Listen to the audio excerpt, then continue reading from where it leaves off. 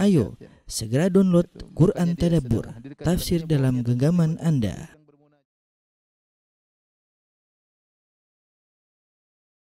Bismillahirrahmanirrahim. Assalamualaikum warahmatullahi wabarakatuh. Alhamdulillahi ala ihsani wa syukru lahu ala taufiqi wa amtinani. Asyhadu an la ilaha illallah wahdahu la syarika lahu ta'ziman li sya'nihi wa asyhadu anna Muhammadan abduhu wa rasuluhu da'ila ridwani. Allahumma salli alaihi wa ala alihi wa ashabi wa ikhwani. Ikhwan akhwat, para jamaah Masjid Tarbiyah yang dirahmati Allah Subhanahu wa taala, kita lanjutkan bahasan kita tentang Sirah Nabawiyah, dan kita pada pekan lalu telah membahas tentang Fatu Makkah, yaitu penaklukan kota Mekah, ya. Sudah kita jelaskan bagaimana pengkhianatan Quraisy yang bekerja sama dengan Banu Bakar sehingga membunuh sebagian dari Khuza'ah, sekitar ada 20 orang. Yang Khuza'ah merupakan sekutu dari kaum muslimin dalam perjanjian Al-Hudaybiyah. Akhirnya kabilah Khuza'ah melaporkan kepada Nabi SAW, dan akhirnya Nabi SAW mempersiapkan pasukan untuk menyerang kota Mekah, sebagaimana pada pekan lalu telah kita bahas. Baik, maka Rasulullah SAW pun keluar bersama para sahabatnya menuju ke Mekah, dan Rasulullah SAW bersama sekitar 10.000 pasukan dari kaum muslimin, ya. Tidak seorang pun dari Muhajirin Ansar yang ketinggalan, semuanya ikut. Dan itu terjadi pada bulan Ramadan, ya, sehingga para sahabat ketika keluar ingin menyerang, menaklukkan kota Mekah, mereka dalam kondisi berpuasa. Beliau keluar di sekitar tanggal 10 Ramadan, keluar dari kota Madinah dan sampai di kota Mekah tanggal 19 Ramadan. Dan Rasulullah SAW ketika keluar beliau menugaskan Aba Ruhm, ya, Kulthum bin Al-Husain Al-Ghifari sebagai hakim di antara kalau ada yang terjadi di kota Madinah. Adapun beliau juga menugaskan Ibnu Ummi Maktum untuk memimpin salat sebagai pengganti beliau selama beliau bersafar untuk menaklukkan kota Mekah. Maka keluarlah Rasulullah SAW dengan pasukan yang begitu banyak. Dan ini di antara faedah yang diingatkan oleh para ulama tentang peristiwa Al-Hudaybiyah. Ketika Rasulullah SAW berangkat untuk melakukan umrah, kemudian dicegah oleh kaum musyrikin, ketika itu Rasulullah SAW hanya keluar sekitar 1.500 sahabat.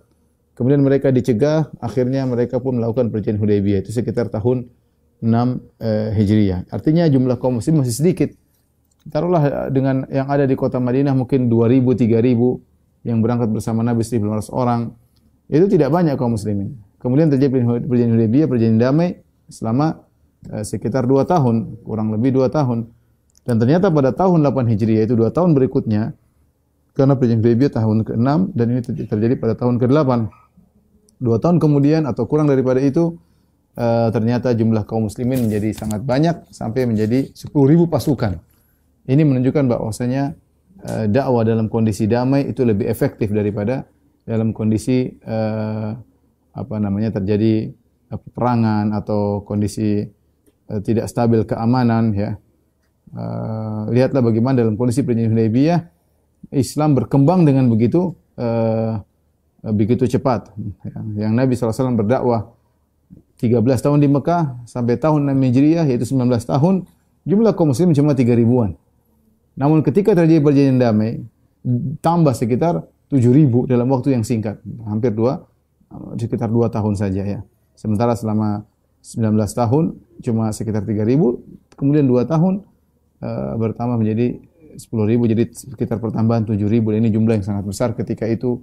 Ini semakin menguatkan kita bahwasanya keamanan, ketentraman itu sangat diperlukan dalam dakwah. Karena kalau dalam kondisi tentram, tenang, stabil, maka orang akan mudah mencerna tentang Islam, apa yang disampaikan oleh para dai, terutama tentang Islam.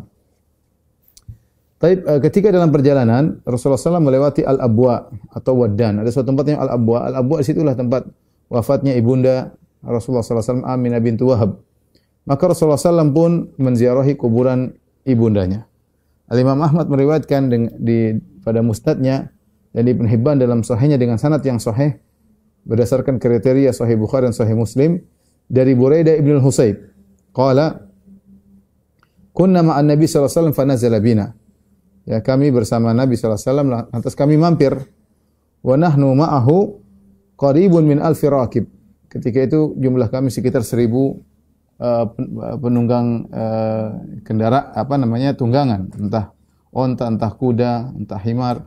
Fa shalla rak'atain, kemudian Rasulullah SAW salat 2 rakaat. Tsumma aqbala alaina biwajhi wa aynanu tadrifan. Kemudian Rasulullah SAW setelah salat dia balik menghadap kami sementara kedua matanya mengalirkan air mata. Wa qama ilaihi Umar bin Khattab. Kemudian Umar pun berdiri menghadap Nabi sallallahu alaihi wasallam. Dia berkata, yaqul, "Ma laka ya Rasulullah?" Ada apa gerangan dengan Anda wahai Rasulullah? Kenapa Anda menangis? Maka Rasulullah SAW berkata, "Inni sa'altu Rabbi fil istighfaril ummi." Aku meminta kepada Rabbku untuk memohon ampunan bagi ibuku. Falam ya'dhan li, tapi ibuku tidak mengizinkan aku. Fadama'at aynaya rahmatan laha minan nar. Maka aku pun, kedua mataku pun menangis karena kasihan dia terkena api neraka jahanam. Ini hadis yang sahih ya, diriwayatkan Imam Ahmad dengan sanad yang sahih dan juga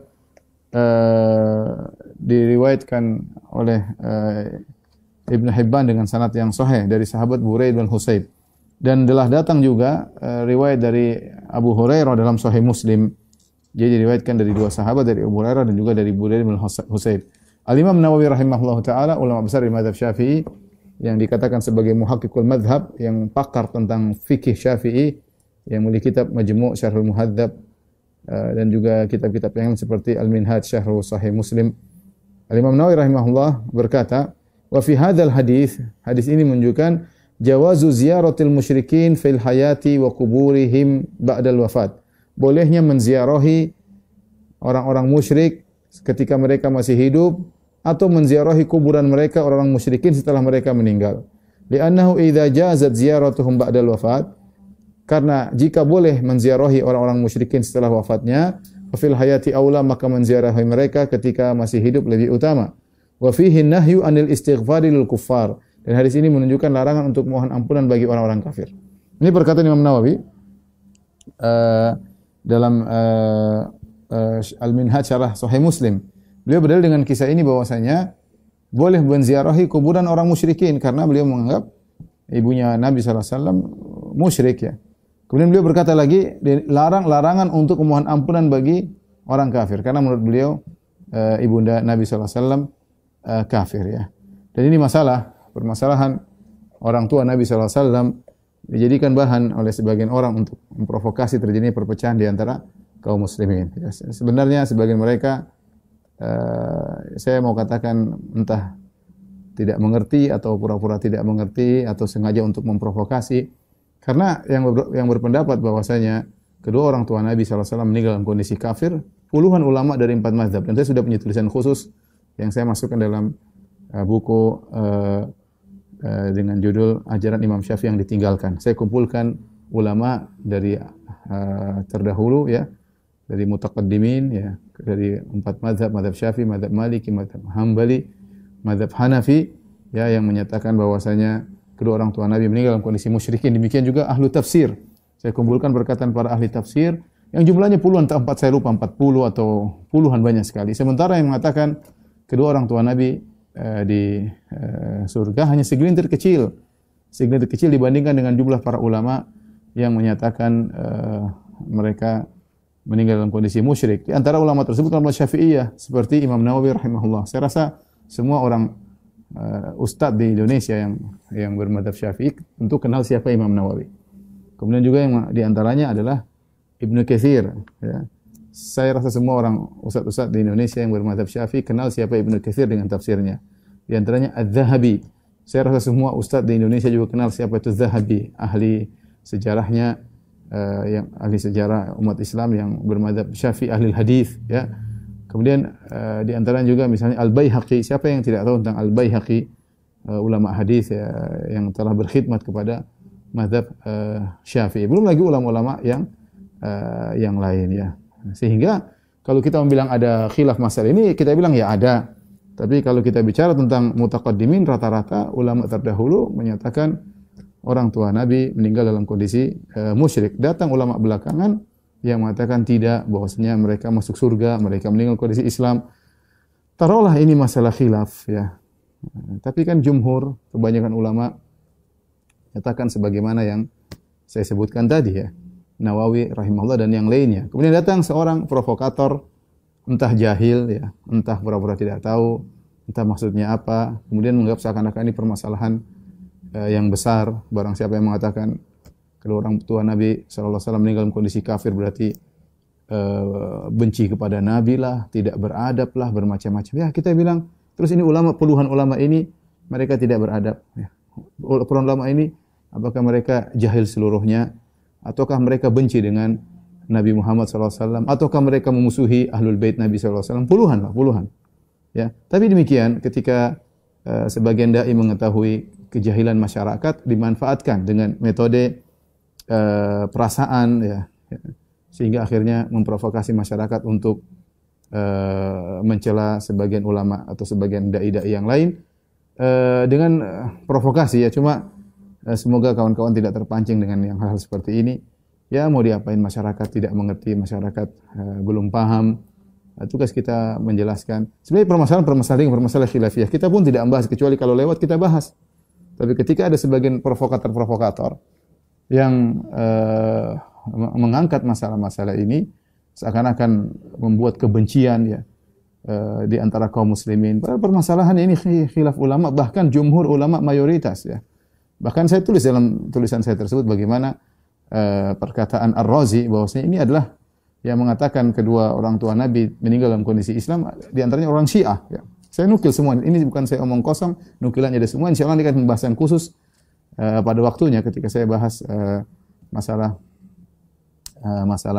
hal ini ya. Tapi maksud saya cuma menyedihkan ketika sebagian dai yang tidak amanah kemudian memprovokasi masyarakat ya, memprovokasi masyarakat untuk menimbulkan kebencian, seakan-akan seorang dai yang mengatakan kedua orang tua Nabi meninggal dalam kondisi musyrik berarti sesat, benci kepada Nabi, benci kepada Ahlul Bait ya, benci kepada Rasulullah sallallahu alaihi wasallam, menyakiti hati Nabi sallallahu alaihi wasallam dan yang lainnya.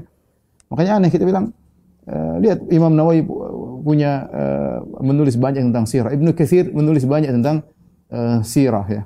Kemudian banyak Az-Zahabi menulis banyak tentang sirah. Ya. Mereka semua mengatakan bahwasanya kedua orang tua Nabi meninggal dalam kondisi musyrikin. Ya. Sementara ini orang-orang yang kemudian mengatakan orang tua Nabi mungkin di surga, yang dai-dai provokator, entah mereka pernah bahas sirah atau tidak, saya enggak tahu.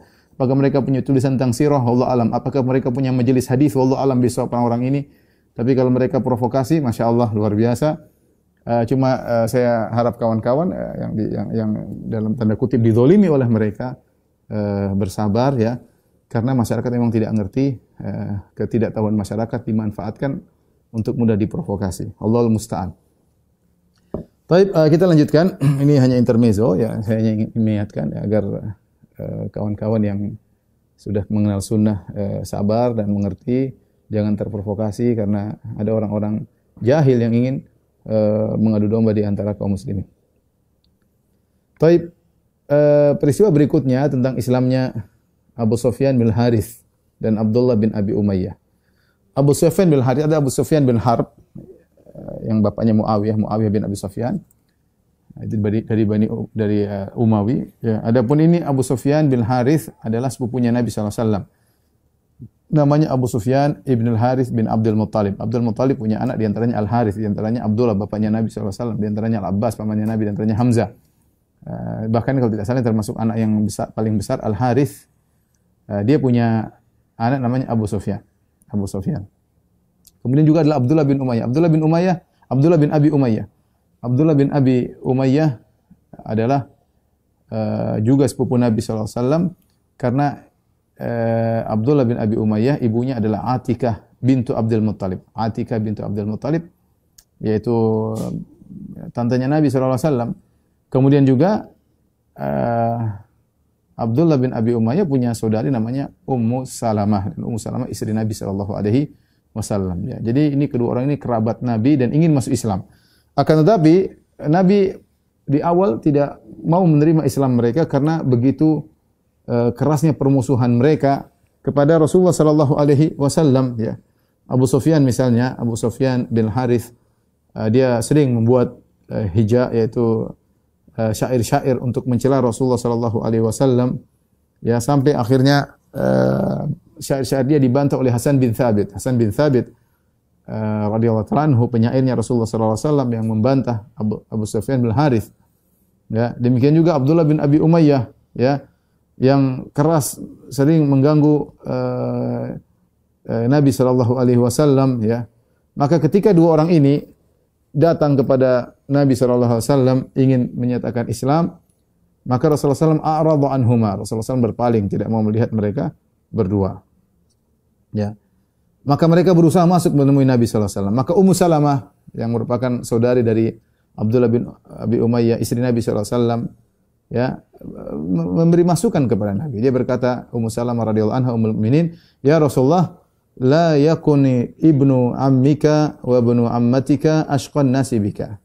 Ya Rasulullah, jangan sampai ibnu ammik, yaitu maksudnya Abu Sufyan bin Harith, ya, sepupumu, putra dari pamanmu, dan juga ibnu ammatik, putra dari bibimu, maksudnya Abdullah bin Umayyah, karena Abdullah bin Abi Umayyah ibunya adalah Atikah bintu Abdul Muttalib, tante Nabi sallallahu alaihi wasallam. Jangan sampai putra pamanmu dan putra tantemu merupakan orang yang paling merugi, ya, yang paling celaka dengan engkau, artinya yang paling sial, tidak beriman dengan engkau, ya.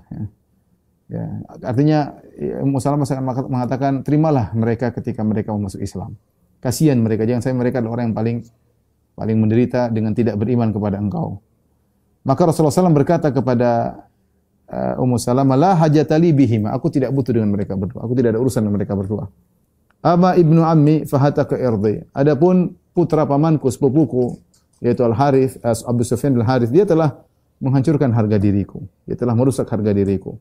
Wa amma ibnu ammati, adapun putra dari tanteku, maksudnya Abdullah bin Abi Umayyah, wa sihri, dan juga adalah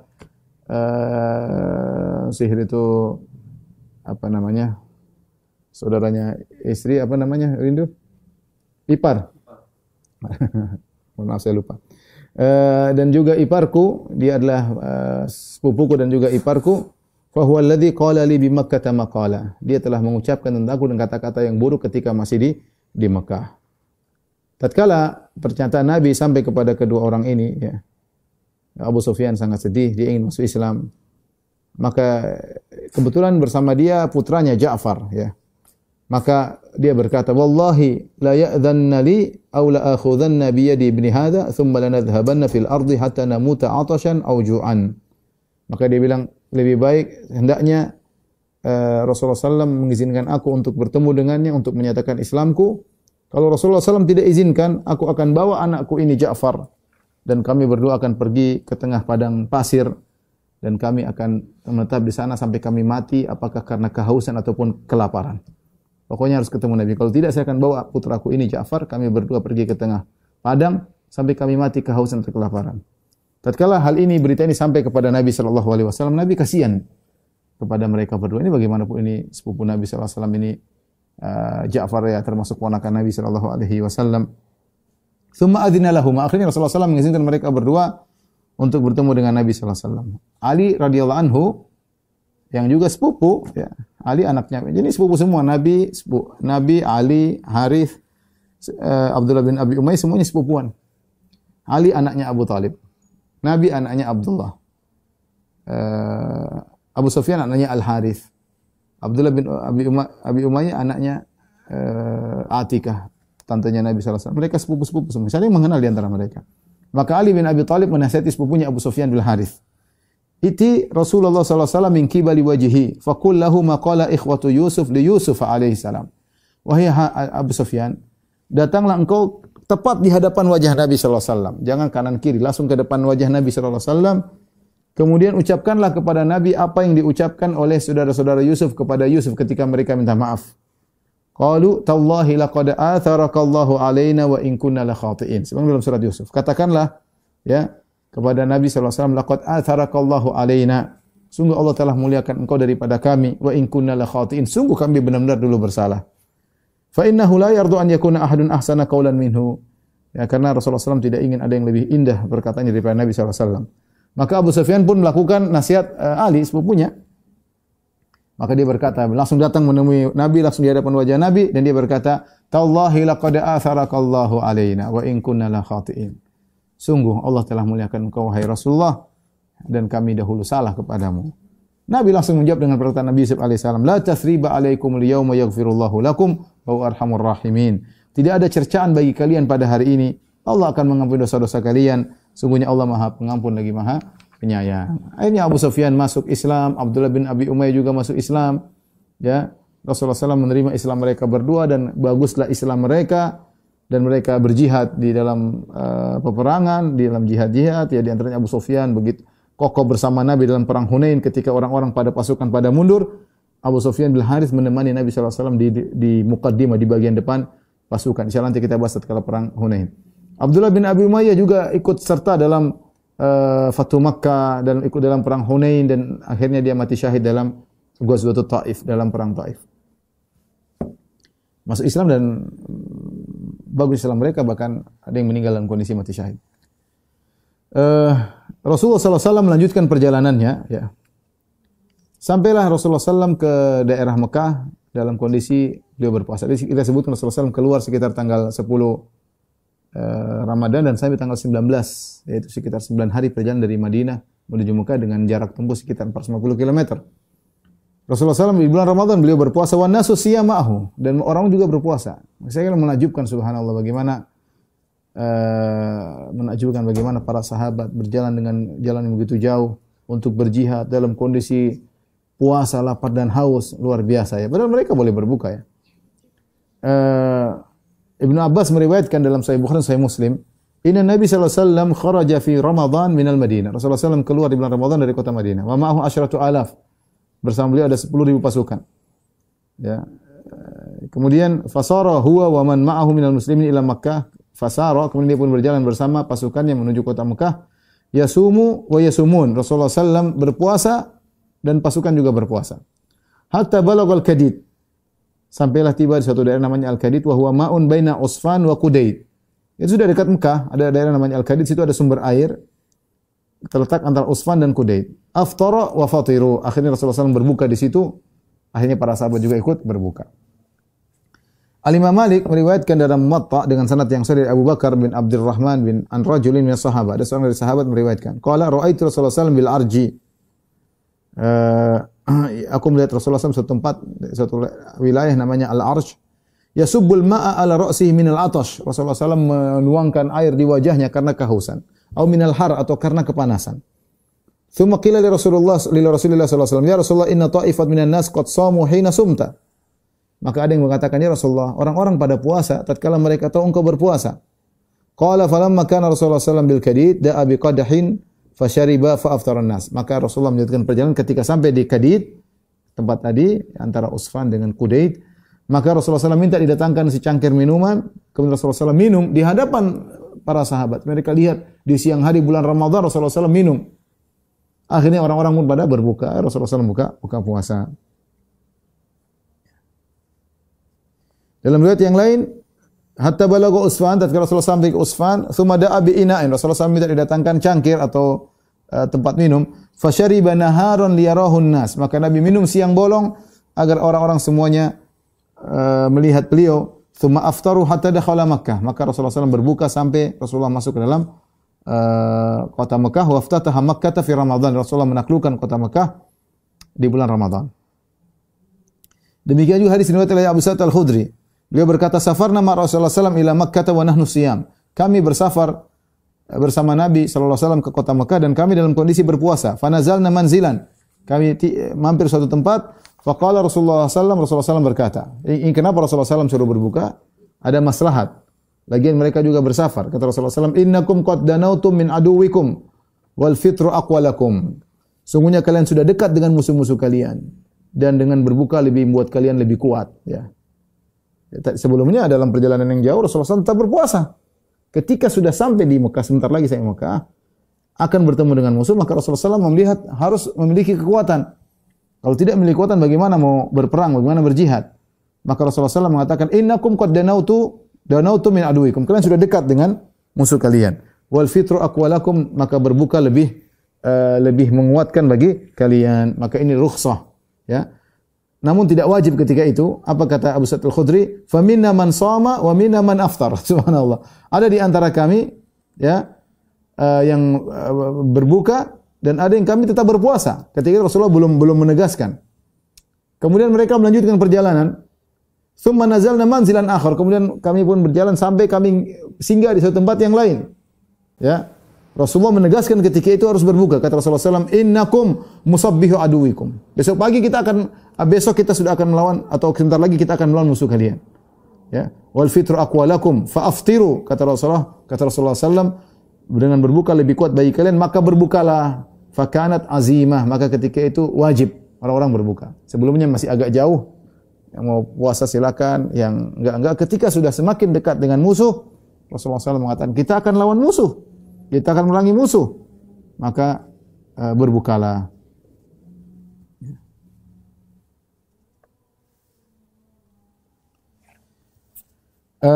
Kemudian para sahabat ketika sampai di Marri Dhahran, mereka ada kebetulan melewati pohon-pohon siwak, ya. Yajnuna thamaral kabath. Mereka pun mencari buah-buahan dari kabath. Kabath itu kayu siwak, ada buahnya. Sebagaimana diriwayatkan oleh Imam Bukhari, Imam Muslim dari Jabir bin Abdullah radhiyallahu anhuma, qala, beliau berkata, kunna ma'a Rasulillah sallallahu alaihi wasallam najnil kabath. Kami bersama Nabi sallallahu alaihi wasallam kami ngambil buah-buah yang ada di pohon-pohon siwak. Qala Rasulullah sallallahu alaihi wasallam, alaikum bil aswad minhu. Hendaknya kalian mencari buah yang warna hitam. Fa innahu atyabuhu, karena buah yang warna hitam dari buah-buah yang ada itu yang paling enak. Qala, kami berkata, qulna akunta tar'al ghanam ya Rasulullah? Kok Anda tahu buah yang hitam lebih enak daripada yang lain? Apakah Anda pernah mengembalakan kambing? Maka Rasulullah SAW berkata, na'am, wa hal min nabiyyin illa qad ra'aha. Ya, tentu tidak ada seorang nabi pun kecuali pernah mengembalakan kambing. Di antara orang-orang yang mengambil buah-buah dari kayu arak tersebut, dari pohon siwak tersebut, adalah Ibnu Mas'ud radhiyallahu taala anhu, sahabat mulia yang termasuk awal-awal masuk Islam. Seorang yang kurus, Ibnu Mas'ud radhiyallahu anhu. Ya,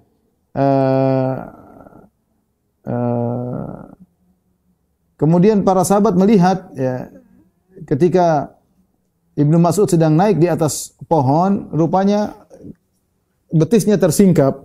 Wa kanu yanzurun ila diqqati saqai Ibnu Mas'ud radhiyallahu anhu. Mereka lihat ternyata tadi mungkin pakai sarung atau pakai baju, kemudian pakai pakaian, ketika terkena angin atau apa tersingkap betis Ibnu Mas'ud, dan dia sangat kurus orangnya.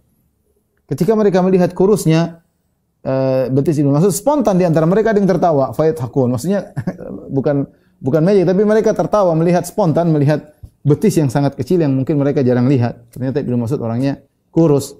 Maka Rasulullah SAW menegur, mimma tadhakun? Apa yang buat kalian tertawa? Kalian tertawain apa?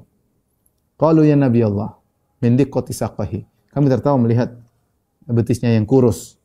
Kata Rasulullah SAW bagaimana membela Ibnu Mas'ud, menjelaskan bahwa patokan bukan kurus dan gemuk, bukan kekar dan tidak kekar. Kata Nabi SAW, walladhi nafsi biyadihi, demi zat yang jiwaku berada di tangannya. Lahuma asqalu fil mizani min Uhud. Sungguh dua betis Ibnu Mas'ud lebih berat di timbangan di mizan pada hari kiamat kelak daripada gunung Uhud. Ya. Setelah itu Rasulullah SAW juga menyuruh para sahabat untuk nyalakan api di Marri Dhahran. Marri Dhahran sudah dekat dengan kota Mekah. Ya. Di malam hari Rasulullah SAW suruh menyalakan api yang besar. Ya. Maka mereka pun menyalakan api yang sangat besar sehingga menimbulkan pemandangan yang dahsyat. Semua tanah begitu luas dipenuhi dengan api. Ya. Dan Rasulullah SAW menugaskan Umar sebagai penjaga di malam hari tersebut. Dan ada kisah sebelumnya, sebelum Nabi sampai ke Mekah, ketika Nabi baru sampai ke Juhfah, beliau bertemu dengan Abbas bin Abdul Muttalib. Al-Abbas bin Abdul Muttalib ketika itu keluar bersama keluarganya untuk berhijrah ke kota Madinah. Dia enggak tahu kalau Nabi SAW ternyata sudah keluar dari kota Madinah menuju Mekah untuk memerangi penduduk kota Mekah. Karena pengkhianatan yang mereka lakukan. Al-Abbas enggak tahu, karena Rasulullah, sebagaimana kita sampaikan pada pekan lalu, Rasulullah SAW berdoa, ya Allah, ambillah mata-mata orang Quraisy. Sehingga orang-orang mata-matanya orang Quraisy yang mereka suruh kirim lihat-lihat, mereka enggak tahu. Benar-benar Allah tutup mata mereka sehingga mereka tidak melihat. Ketika Nabi SAW keluar dari Madinah menuju Mekah, penduduk Mekah tidak tahu. Di antaranya pamannya Al-Abbas bin Abdul Muttalib. Al-Abbas bin Abdul Muttalib yang menakjubkan. Dia paman Nabi, dia baik sama Nabi, dia sering memberi kabar kepada Nabi SAW. Dia tidak masuk Islam, masuk Islamnya belakangan. Masuk Islamnya belakangan, ya. Ada khilaf di kalangan para ulama kapan dia masuk Islam. Tapi yang jelas ketika perang Badar, dia termasuk yang ditawan. Tawanan dari orang-orang musyrikin Mekah termasuk ditawan oleh kaum muslimin. Dan dia termasuk orang yang menebus dirinya dengan harga yang mahal. Sekian berapa kilo emas untuk bisa menebus dirinya, karena dia orang kaya. Nabi justru suruh dia bayar dengan mahal meskipun itu paman Nabi sallallahu alaihi wasallam. Tapi dia baik kepada Nabi. Sejak awal ketika Nabi bertemu dengan, sebelum Nabi berhijrah, Nabi bertemu dengan kaum Ansar. Yang nemani siapa? Al-Abbas bin Abdul Muttalib. Yang nemani, dia memastikan ponakannya ini benar-benar dinaungi enggak, diayomi enggak oleh penduduk kota Madinah. Sampai dia mengatakan, kalau kalian tidak bisa, biarkan ponakanku bersama kami. Kita di sini cukup kuat menjaga dia. Kita punya kabilah untuk menjaga dia. Kata mereka, memastikan mereka bisa jaga Nabi. Akhirnya pamannya Nabi melepaskan Nabi. Tapi dia enggak masuk Islam. Dia enggak masuk Islam. Sampai akhirnya perang Badar, dia ditawan dan akhirnya dia tebus dirinya dengan harga yang banyak. Ketika perang Uhud, dia kirim surat kepada Nabi, ya Rasulullah, ya Muhammad, ponakanku bahwasanya pasukan kaum musyrikin sudah meninggalkan kota Mekah untuk menyerang dengan jumlah sekian-sekian. Baru dia masuk Islam menjelang Fatu Makkah, berhijrah. Dia berhijrah dengan keluarganya menuju kota Madinah. Dia tidak tahu Nabi sedang keluar. Akhirnya ketemu di tengah jalan. Ketika Rasulullah SAW melihat pamannya, maka Rasulullah SAW gembira dengan luar biasa. Pamannya beliau sangat sayang ya. Ketika itu paman Nabi yang masih hidup siapa? Tinggal Al-Abbas bin Abdul Muttalib. Sudah enggak ada lagi yang lain. Abu Lahab sudah tewas ya. Hamzah bin Abdul Muttalib sudah meninggal mati syahid. Kemudian Abu Talib, paman yang juga dia cintai tapi meninggal dalam kondisi kafir. Pamannya tinggal satu, tinggal Abbas bin Abdul Muttalib.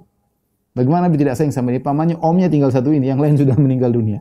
Ini omnya muda, tapi ini omnya Nabi sallallahu alaihi wasallam. Maka ketika dia lihat omnya datang, Al-Abbas bin Abdul Muttalib datang dengan keluarganya mau berhijrah, maka Nabi sangat gembira ya. Dan maka dikatakan oleh para ulama, inilah orang yang paling terakhir berhijrah. Meskipun belum sampai ke Madinah tapi sudah menuju kota Madinah, dia yang paling terakhir berhijrah. Karena yang setelah itu tidak dikatakan lagi hijrah setelah Fatu Makkah. Kata Nabi sallallahu alaihi wasallam, la hijrata ba'dal fathi. Tidak ada hijrah lagi setelah Fatu Makkah. Kenapa? Karena setelah Fatu Makkah, Makkah sudah menjadi negeri Islam. Kalau hijrah itu dari negeri kafir ke negeri Islam, dari Mekah menuju Madinah. Ketika Nabi sudah menaklukkan kota Mekah, maka orang yang pergi dari Mekah menuju Madinah tidak dikatakan hijrah. Kenapa? Mekah sudah negeri Islam. Jadi tidak ada lagi hijrah setelah Fatu Makkah, yaitu dari Mekah, karena Mekah sudah menjadi negeri Islam. Tadi saya katakan para ulama khilaf tentang kapan Islamnya Al-Abbas bin Abdul Muttalib. Tapi intinya beliau berhijrah ya. Beliau berhijrah dan sangat menggembirakan Nabi sallallahu alaihi wasallam.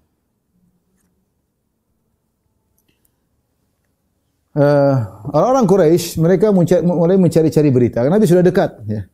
Allah sudah mengambil mata-mata mereka, tidak ada kabar dari mata-mata mereka, semua matanya ditutup oleh Allah Subhanahu wa taala. Sehingga tidak ada kabar yang sampai, padahal Nabi sudah keluar lama. Bayangkan dari Madinah menuju Mekah, harusnya mungkin baru hari pertama keluar sudah ketahuan. Ada mata-mata yang sampaikan. Kalau enggak hari pertama, hari kedua, hari ketiga. Ini sudah hari berhari-hari, mungkin sudah sepekan. Kok belum ada kabar sampai kepada mereka? Ya. Tidak ada kabar sama sekali. Mereka tidak tahu apa yang harus mereka lakukan. Akhirnya mereka mengutus Abu Sufyan, suruh cari kabar.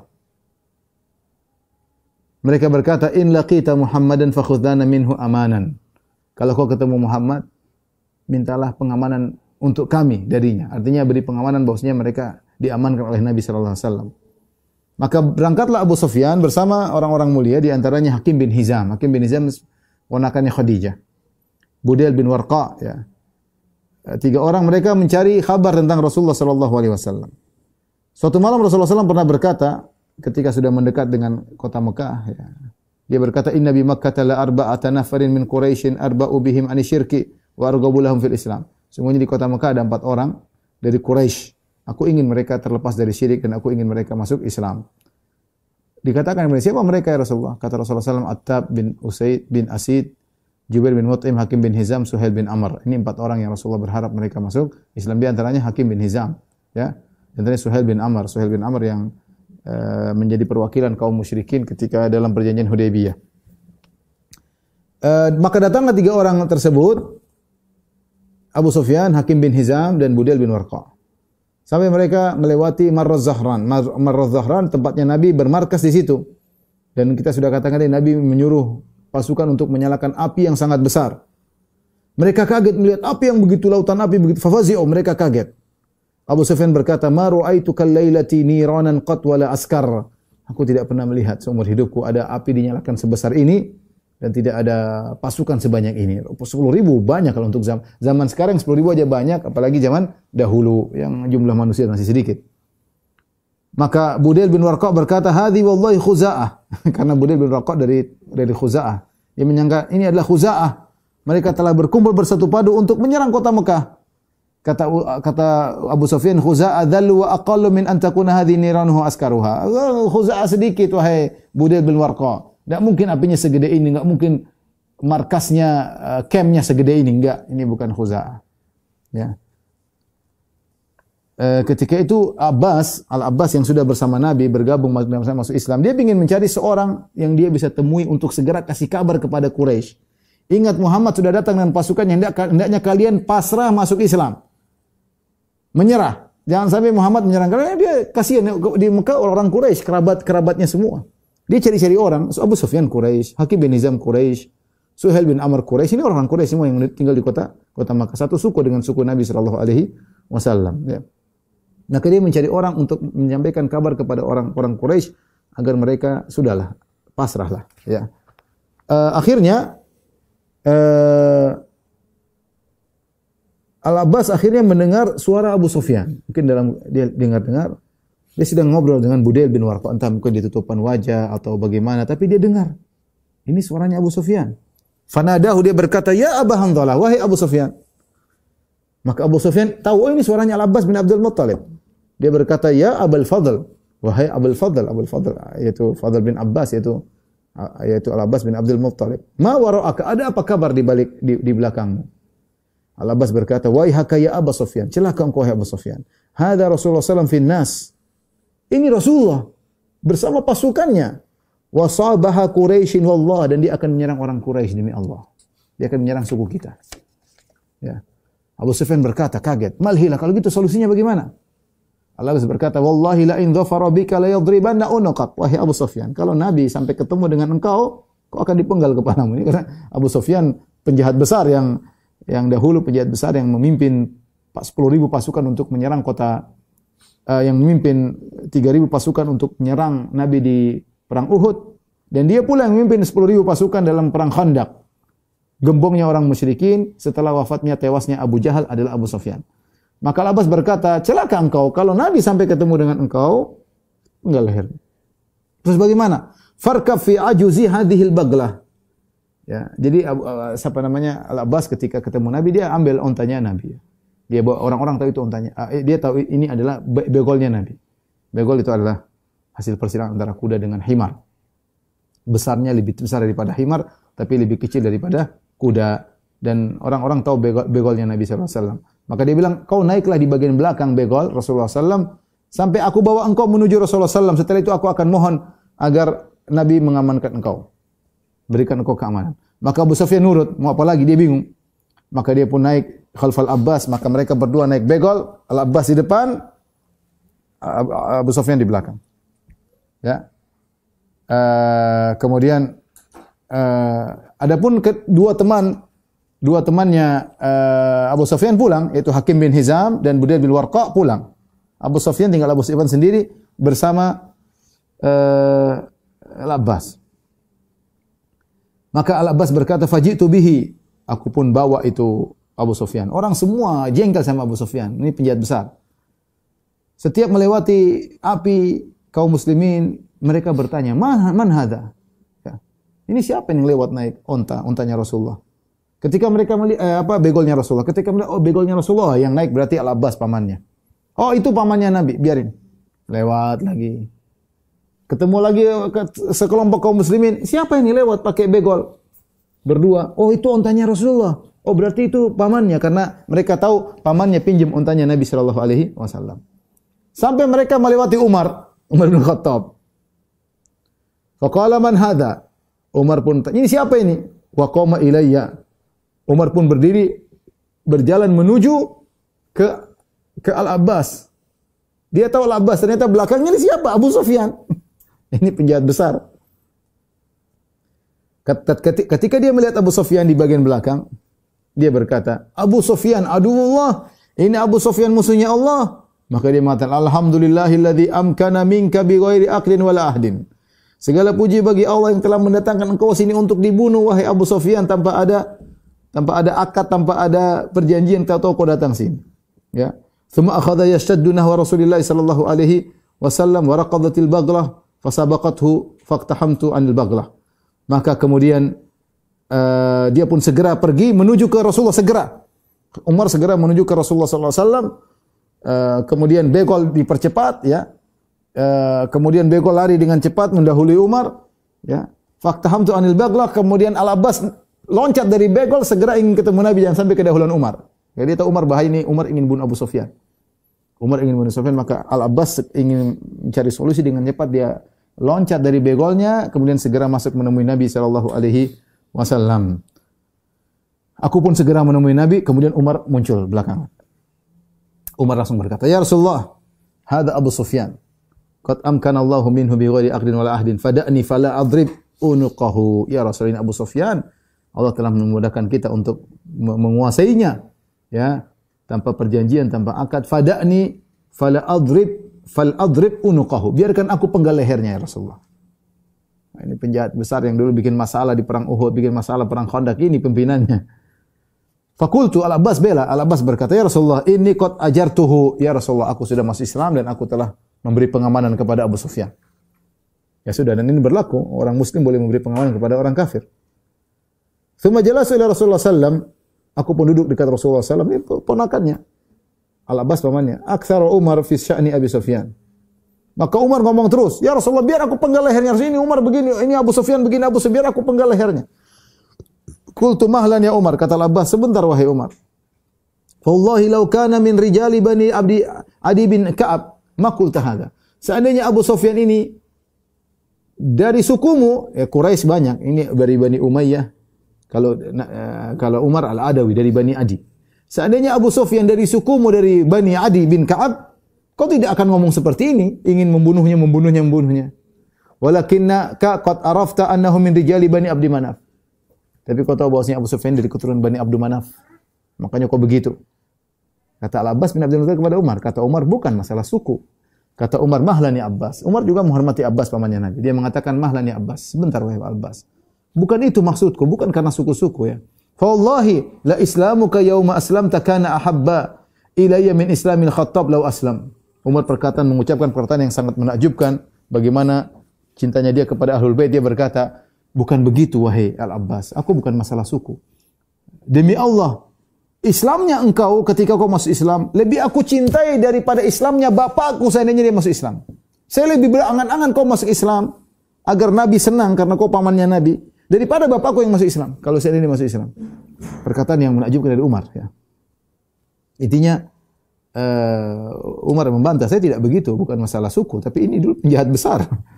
Faqala Rasulullah sallallahu alaihi wasallam, "Idza bihi ya Abbas ila rahlik."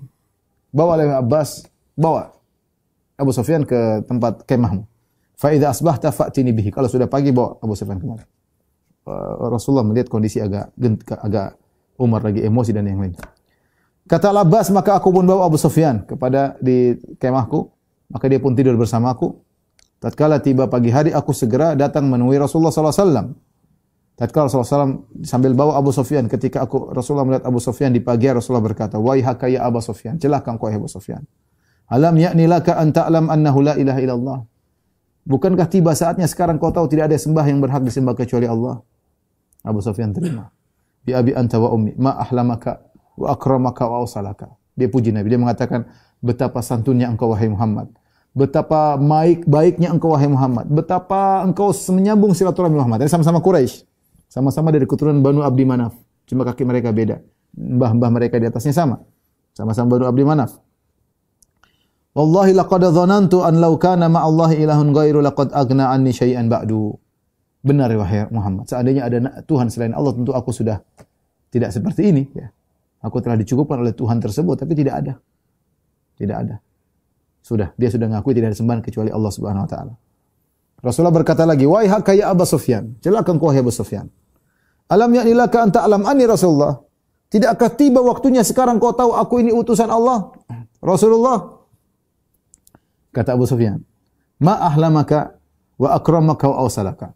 Sungguh santun engkau wahai. Sungguh hilm itu maksudnya memaafkan ketika mampu untuk membalas. Namanya hilm. Di antara sifat Allah adalah Halim. Jadi dia mengatakan, maka betapa baiknya engkau wahai Muhammad,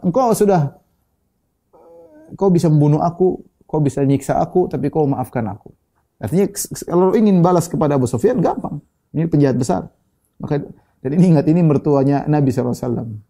Abu Sufyan mertuanya, karena Nabi menikah dengan Romlah, Ummu Habibah, bintu Abu Sufyan, bintu Abi Sufyan. Jadi Rasulullah sedang berbicara tentang dengan mertuanya. Dan mertuanya sedang berbicara dengan menantunya. Tapi Rasulullah berkata, "Wahai haka, celaka engkau wahai Abu Sufyan, wahai mertuaku. Alam ya'nilaka anta alam anni Rasulullah, tidak kau sekarang waktu saatnya tahu aku ini utusan Tuhan, utusan Allah. Yang kau tadi akui bahwa tidak ada sembahan yang berhak disembah kecuali Dia." Maka Abu Sufyan berkata, "Ma ahlamaka wa akramaka wa salak." Ya Muhammad, betapa baiknya engkau, betapa dermawannya engkau, betapa mulianya engkau, betapa engkau menyambung silaturahmi. Amma hadhihi, dan dia jujur, dia memang adapun yang ini, yang tadi saya akui yang pertama, yang ini fa inna fi nafsi minha hatta al-an syai'an. Sampai sekarang saya belum legowo. Saya masih belum bisa terima, kata Abu Sufyan. Dia jujur. Al-Abbas pamannya Nabi berkata, "Waihak," yang dia bawa, dia ingin Abu Sufyan masuk Islam. Kata Al-Abbas, "Celaka engkau wahai Abu Sufyan, aslim, masuk Islamlah engkau. Washhad an la ilaha illallah wa anna Muhammadan Rasulullah." Bersaksilah tidak ada sembahan yang berhak disembah kecuali Allah, dan bersaksilah Muhammad utusan Allah.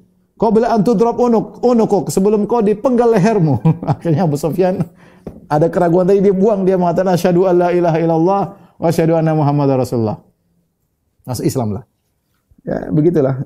Terkadang orang masuk Islam harus ditegasin sedikit, ya. Dan Rasulullah ingin Abu Sufyan masuk Islam. Bahkan di antara perkataan para ulama, kenapa Rasulullah menikah dengan Ramlah bintu Abu Sufyan, putrinya, berharap Abu Sufyan menjadi tokoh Quraisy. Kalau dia masuk Islam, yang lain yang ikut banyak. Maka lihat Al-Abbas cerdas, dia berkata, "Ya Rasulullah, inna Abu Sufyan rajulun yuhibbul fakhr, faj'alahu syai'an." Ya Rasulullah, Abu Sufyan ini orang yang suka dihormati. Dia ingin kebanggaan. Berilah kepada dia sesuatu yang bisa dia banggakan. Nah, ini metode dalam baru masuk Islam, ya, untuk kokohkan Islamnya dia harus merasa dimuliakan. Rasulullah SAW terima ide dari Al-Abbas bin Abdul Muttalib. Maka Rasulullah SAW berkata, "Na'am, saya akan berikan dia kebanggaan." Kata Rasulullah, "Man dakhala dara Abi Sufyan fahuwa amin." Siapa yang masuk di rumahnya Abu Sufyan, nanti kalau besok saya serang kota Mekah, siapa yang masuk rumahnya Abu Sufyan aman. Ini luar biasa kan? Orang-orang pada ketakutan, tiba-tiba ada pengumuman, siapa yang masuk rumahnya Abu Sufyan aman. Berarti kan Abu Sufyan bangga tuh, yang masuk rumah saya aman. Rasulullah ini mengambil hatinya. "Wa man dakhala al-masjid fahuwa amin." Siapa yang masuk Masjidil Haram aman. "Wa man aghlaqa alaihi babahu fahuwa amin." Barang siapa yang masuk rumahnya dia kunci pintunya, maka dia aman, tidak akan diserang.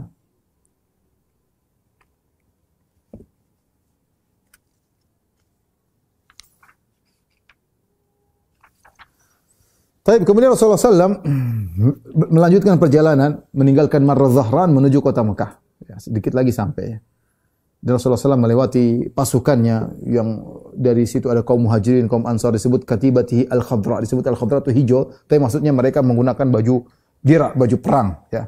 Sehingga kelihatan berwarna hitam seperti hijau tua. Wala ahad ma'ahum la yurahum ila al-hadaq min al-hadid, ya. Semuanya serius, ya, bersama Nabi sallallahu alaihi wasallam, ya. Semuanya meliputi Nabi sallallahu alaihi wasallam. Rasulullah SAW naik ontanya Al-Qaswa. Kemudian bendera kaum Muhajirin dipegang oleh Zubair bin Awam, dan bendera kaum Ansar dipegang oleh Sa'ad bin Ubadah, ya. Sa'ad bin Ubadah dari Al-Khazraj. Maka Abu Sufyan berkata, "Subhanallah ya Abbas, man haula?" Kata Abu Sufyan, "Ya Abbas, Maha Suci Allah, itu siapa orang pasukannya Nabi itu? Ramai begitu, kemudian serius meliputi Nabi, pegang bendera. Ini siap menyerang kota Mekah." Maka Al-Abbas berkata, "Hadza Rasulullah fil Muhajirin wal Ansar." Ini Rasulullah sedang diliputi oleh kaum Muhajirin, kaum Ansar. Abu Sufyan berkata, "Ma li ahadin bihaula'i kibalun wala taqah." Tidak ada orang yang bisa melawan mereka pada hari ini. Ya, kemudian Abu Sufyan berkata kepada Al-Abbas, "Wallahi ya Abul Fadl, laqad asbaha mulku ibni akhika al-yawma 'aziman." Maka Abu Sufyan berkata, demi Allah wahai Al-Abbas, sungguh kerajaan ponakanmu sudah menjadi kerajaan besar. Dia masih bicara tentang kerajaan. Ini kerajaan ponakan maksudnya Muhammad SAW menjadi kerajaan yang besar. Apa kata Al-Abbas? Wai hakaya Abu Sufyan, innaha nubuwah. Celaka engkau ya Abu Sufyan, ini bukan masalah kerajaan, ini nabi. Ini adalah kenabian, bukan kerajaan. Kata Abu Sufyan, "Na'am, benar-benar ini kenabian, bukan kerajaan." Tatkala kaum Ansar melewati Abu Sufyan, Abu Sa'ad bin Ubadah, pemimpin kaum Ansar yang memegang bendera peperangan, berteriak, "Ya Abu Sufyan, al-yawma yaumul malhama." Wahai Abu Sufyan, hari ini hari pertumpahan darah, hari peperangan. Al-yawma tustahallul Ka'bah. Hari ini insyaallah Ka'bah akan kita kuasai. Ya. Dan kita akan menumpahkan darah sekitar Ka'bah. Al-yawma adzallallahu Quraisyan. Hari ini Allah akan menghinakan Quraisy. Abu Sufyan kaget mendengar perkataan Sa'ad bin Ubadah. Sa'ad bin Ubadah jengkel sama orang Quraisy yang selama ini menyerang mereka. Ya. Maka Abu Sufyan berkata kepada Al-Abbas, "Ya Abbas, habadha yaumud dzamar." Wahai Abbas, ini hari kehancuran. Ya, ini hari yang kehancuran. Kita mau diserang, orang Quraisy mau dihancurin oleh mereka. Akhirnya tatkala Al-Abbas, tatkala Rasulullah SAW berjalan sejajar dengan Abu Sufyan, ya, maka Al-Abbas berkata, ya Rasulullah, amarta bi qatli qaumika? Ya Rasulullah, apa kau merintahkan pasukanmu untuk membunuh kaummu Quraisy? Qala la, aku tidak merintahkan. Qala alam ta'lam ma qala Sa'ad bin Ubadah? Tidakkah kau tahu apa yang diucapkan oleh Sa'ad bin Ubadah? Rasulullah berkata, ma qala, apa yang dia ucapkan? Rasulullah tidak tahu ilmu gaib. Kalau Allah tidak kasih, dia tidak tahu. Qala kadza wa kadza. Dia bilang, wahai Abu Sufyan, ini adalah hari pertumpahan darah. Rasulullah SAW berkata, kadzaba Sa'dun walakinna hadza yaumun yu'azzimullahu fihi al-Ka'bata wa yauman tuksahu fihi al-Ka'batu. Kata Rasulullah, salah Sa'ad bin Ubadah. Tidak benar apa yang dia katakan. Tapi hari ini adalah hari di mana Allah akan memuliakan Ka'bah. Dan hari ini bahwasanya Ka'bah akan dipakaikan kiswah oleh kita, orang Islam. Ya, maka kemudian Rasulullah SAW ketika mendengar perkataan tersebut, Rasulullah SAW mengirim utusan kepada Sa'ad bin Ubadah agar bendera peperangan jangan dipegang oleh Sa'ad bin Ubadah. Karena Sa'ad bin Ubadah lagi semangat. Khawatir dia terpancing untuk memerintahkan peperangan. Maka kemudian bendera tersebut diambil dari Sa'ad bin Ubadah, diberikan kepada putranya Qais bin Sa'ad bin Ubadah. Kemudian Sa'ad bin Ubadah bilang sama Nabi, ya Rasulullah, jangan bendera itu diberikan kepada anakku Qais, bahaya. Dia belum berpengalaman, khawatir dia salah. Ya, akhirnya bendera tersebut diambil lagi dari Qais bin Sa'ad bin Ubadah. Ada yang mengatakan akhirnya diberikan kepada Az-Zubair bin Awwam radhiyallahu taala anhu. Demikian saja ikhwan dan akhwat yang bisa sampaikan pada kesempatan kali ini. Insyaallah kita lanjutkan pekan depan. Wabillahi taufiq wal hidayah. Assalamualaikum warahmatullahi wabarakatuh.